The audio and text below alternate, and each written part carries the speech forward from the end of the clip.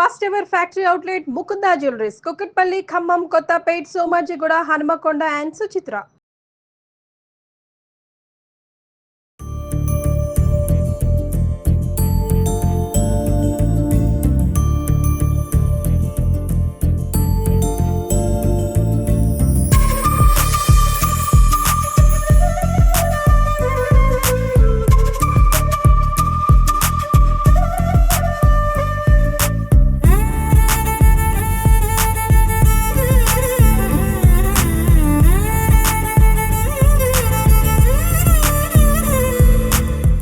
Mukunda jewellers సమర్పించు Sri Rama Navami special ఎపిసోడ్కి స్వాగతం. నమస్తే రమ్మగారు. నమస్తే జయ. నవమి శుభాకాంక్షలు అండి. శ్రీరామనవమి శుభాకాంక్షలు జయ. సుమన్ టీవీ ప్రేక్షకులందరికీ శ్రీరామనవమి శుభాకాంక్షలు. రమ్మగారు, శ్రీరామనవమి అనగానే ఫస్ట్ పానకం, వడపప్పు. ఉగాది అనగానే మనకు ఉగాది పచ్చడి ఎలాగో నవమికి పానకం చక్కగా చేసేసుకుందామా? మరి నవమి నాడు పానకం ఎందుకు చేయాలి అడగవా నువ్వు? మధ్యలో స్టార్ట్ చేస్తాను. చిన్నప్పుడు మాకు రామాలయం ఉండేది రమ్మగారు. పూజకంతా వెళ్ళే వాళ్ళం కాదు, ఏదో కాసేపు అట్లా అట్లా ఆడుకుంటే ఎగురుకుంటే వెళ్ళి వచ్చేసేవాళ్ళం. పండగ మొత్తం పూజ అంతా అయిపోయి కళ్యాణం అయిపోయిన తర్వాత కొట్టేవారు గంట. పరుగు గిన్నెలు పట్టుకొని ఒకటే పరుగు పానకం కోసం. శ్రీరామనవమి పందిళ్ళు అంటే అవునవును పానకమే. చక్క చలువు పందిళ్ళు బ్రహ్మాండంగా, పానకం, వడపప్పు, చలిమిడి కూడా చేస్తారు కదా. ప్రాంతాల వారీగా నివేదనల్లో తేడా ఉంటాయి కానీ పానకం, వడపప్పు అన్ని చోట్ల చేస్తారు. మీరు ఎట్లా చేస్తారు చెప్పండి? అందరం ఒకటే పద్ధతి అనుకోండి. ఏలక్కాయలు, మిరియాలు దంచుకోవటము, బెల్లం సన్నగా తరుక్కోవటము, ఇది అది కలిసి బాగా కాసేపు బాగా నలిపి బెల్లం కరిగేదాకా తిప్పితే పానకం తయారైపోతుంది. పెసరపప్పుని కొంచెం ముందుగానే ఒక గంట ముందు నానబెట్టుకుంటే సరిపోదు. పెసరపప్పు నానబెట్టడం, దాని మీద కొంచెం సన్నగా కొబ్బరి ముక్కలు, తర్వాత ఏమో అరటిపండు ముక్కలు చేసి వేస్తాము, కొంచెం బెల్లం వేసి కాస్త అట్లా నలిపేస్తే ప్రసాదం. స్వామివారికి నివేదన కూడా అంటే ఎలాంటి నివేదనలు చేసినా మెయిన్ ఇది ఇవ్వాలని ఇవి రెండు భావిస్తాం. అంటే ఎండాకాలం వచ్చేస్తుంది మనకి, ఈ పందిళ్లలో కూర్చున్న వాళ్ళకి శోష వచ్చేసేలాగా అయిపోతుంది. చైత్రం ఇట్లా అనేసరికి ఎండ వచ్చేస్తుంది కదా, అందుకోసం అని తప్పకుండా పానకం పంచిపెట్టడం విశేషంగా చేస్తారు. సాధారణంగా కూడా మనకి ఆంజనేయ స్వామికి పానకం విశేషం చేయ. ఈ పందిరి ఎక్కడైతే శ్రీరామనవమి కళ్యాణపు పందిరి వేస్తారో అక్కడ ఆంజనేయుడు కూర్చుని ఉంటారు. ఓ, ఆయన కోసం చేస్తారంటారు. ఆంజనేయ ప్రీతి ఈ పానకంతో జరుగుతుంది. ఈ ప్రతి వాళ్ళు శ్రీరామ అని నోట్లో పోసుకుంటారు. వాళ్ళందరి వెనకాల వాళ్ళందరి భుజాల మీద కూర్చుంటాడు ఆంజనేయ స్వామి. అందుకు ప్రధానంగా చేస్తారు. రాముల వారి నివేదన కంటే ఆంజనేయ స్వామి ప్రీత్యర్థమే ప్రధానంగా చెప్పుకోవాలి మనం. చాలు మనం ఈ గిన్నెడు చేయాలంటే ఒక 7, 8, 10 ఏలక్కాయలు, 25, 30 మిరియాలు వేసుకుంటే బాగుంటుంది. కొంచెం అంటే మరి మిక్సీలో వేసేసి ఎక్కర్లా, మన చిన్న మోటార్ ఇట్లా ఏదైనా చిన్న రాయి ఉంటుంది కదా, దాంట్లో వేసేసి ఒక్క మాట నలిపేస్తే దీనికి ఏంటంటే ఏలక పొడికి ఒక చిటికెడు పంచదార వేస్తే మెత్తగా అవి మిగిలిపోకుండా తొక్కలతో సహా వేసుకునే ఛాయిస్ ఉంటే వేసుకోండి. నా సిద్ధాంతం, ప్రసాదంతో ఏలక్కాయ వేస్తే దీన్ని నవిలి మిమ్మేయకూడదు. ప్రసాదంలో ఉన్న ప్రతి పదార్థము లోపలికి వెళ్ళిపోవాలి. అందరూ ఇది మింగలేరు, నమలేరు, తినలేరు, ఉయ్యాల్సిందే కదా. అందుకని పెట్టుకోవద్దు, ఒలిచేసుకోండి. అప్పుడు రద్దు లేకుండా ఉంటుంది. చాలా పని చేసేటప్పుడు చేయలేకపోతాం. కొద్దిగా అయితే చేసుకోవచ్చు మనం. ఇప్పుడు మనం నవమి అనగానే, శ్రీరామ నవమి అనగానే పానకం, వడపప్పు, చలిబిడి ఇవి కాకుండా ఇంకేమన్నా చేస్తారా? ఏమైనా పెళ్లి కదా, వివాహం కదా, స్వామివారి కళ్యాణం, మనం దద్దోజనం చేసుకోవచ్చు, చక్కెర పొంగల్ చేసుకోవచ్చు, పులిహార చేసుకోవచ్చు, గారెలు, బూర్లు, అప్పాలు, అరిసెలు, పెళ్లి వంటలన్నీ అన్నీ చేసుకోవచ్చు. ఓకే, మీరేం చేస్తారు అమ్మగారు? నేను సాధారణంగా పాయసం, పులిహార చేస్తాను జయ. ఎందుకంటే ఉగాదికి రకరకాలు చేస్తుంటావా, వారం తిరిగేసరికి వచ్చేస్తుంది. అవునవును. అందుకని అయితే మేము ఎక్కువగా సీతా కళ్యాణం చేయడానికి పాఠశాలకి వెళ్ళిపోతున్నాం, నేర్ పాఠశాలకి. అక్కడ ఏవో బూర్లు, పులిహోర, పాయసము చేస్తాం. నేను లడ్లు పట్టుకెళ్తా ఖచ్చితంగా. పెళ్లి ఏమిటో నాకు పెళ్లి అనగానే లడ్డు లేకపోతే బూందీ లడ్డు చేస్తారా? తెప్పిస్తాను, చేస్తాము, ఏదైనా చేస్తాను ఒకటి ఖచ్చితంగా. మిరియాలు ఘాటు కోసమేనండి, అంతేనా? మిరియాలు ఘాటు, బెల్లంలో ఉండే రకరకాల వృక్ష కొన్ని గుణాలను అది పోగొడుతుంది. ఇప్పుడు మిరియాల్లో ఎక్కువగా వేడి ఉంటుంది, దాన్ని బెల్లం చల్లబరుస్తుంది.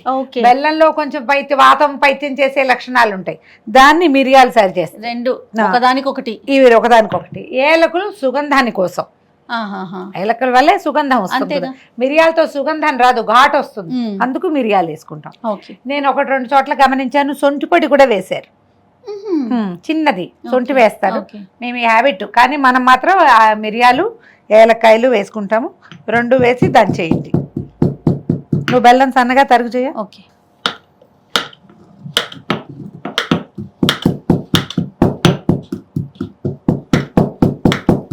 చూడండి అమ్మగారు, ఇంకొంచెం చేయనా? కొద్దిగా అందాజుగా చేసే పనే. మీరు ఇంత గిన్నెడే చేయాలన్న నియమం లేదండి.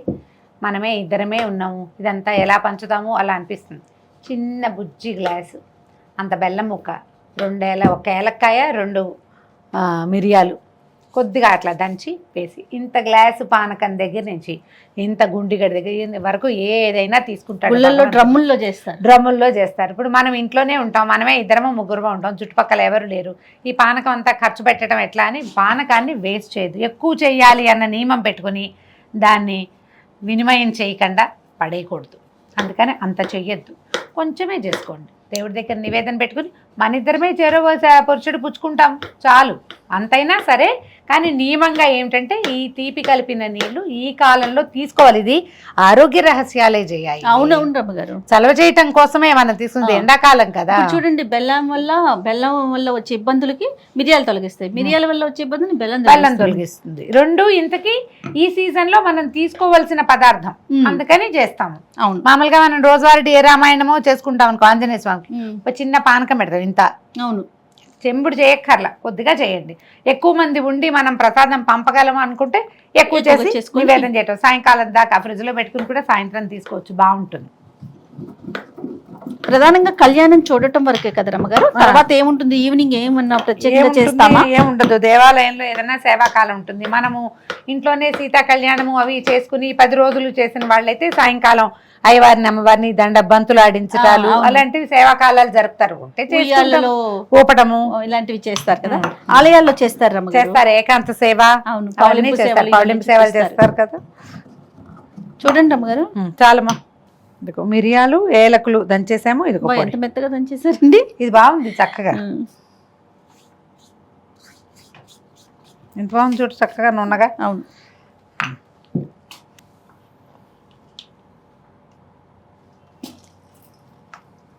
ఇదివరకు ఈ కోతలు ఉండేవి కాదు, చాకులతో పని ఉండేది కాదు. ఈ గుంకుడుకాయలు కొట్టే రాళ్ళు ఉండేవి. బెల్లం కొట్టిన రాయి అంటాం కదా, ఆ రాతో కొట్టేవాళ్ళం. అవునవును. బెల్లం కొట్టిన రాయి అని అదే అంటారు దాన్ని. నీళ్ళు పోయమ్మా.